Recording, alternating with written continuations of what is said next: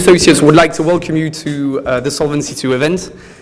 Based on the positive feedback we had last year at the Solvency II event, we've decided to take it to another level. When I started working at Huxley Associates in 1998, to give away my age, I can remember there was still a mistrust about putting an attachment on an email. There was a mistrust with whether that would really work.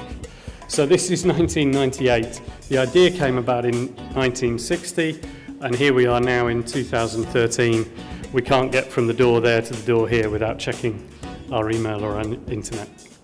You know that the standard formula does not cover, liquidity risk, contagion risk, sovereign risk, and so on. So you need also to address this risk which are not covered, because the principle of Solvency II is, to cover at least the risk enumerated in the standard formula, at least. So you need to do more than only focus on the risk you know.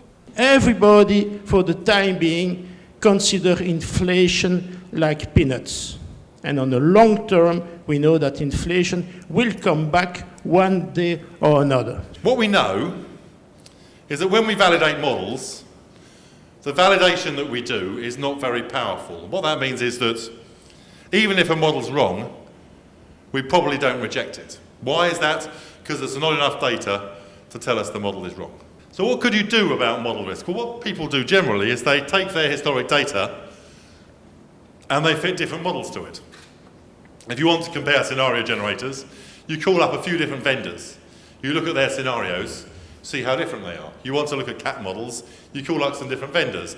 You compare the models. And what you're doing, you're comparing the models all based on the same data set.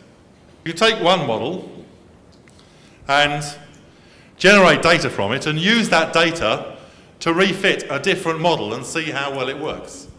I think it's important you find a partner when you're recruiting your talent, because I do genuinely believe that talent is your most important asset, and that's why I enjoy working in the talent industry.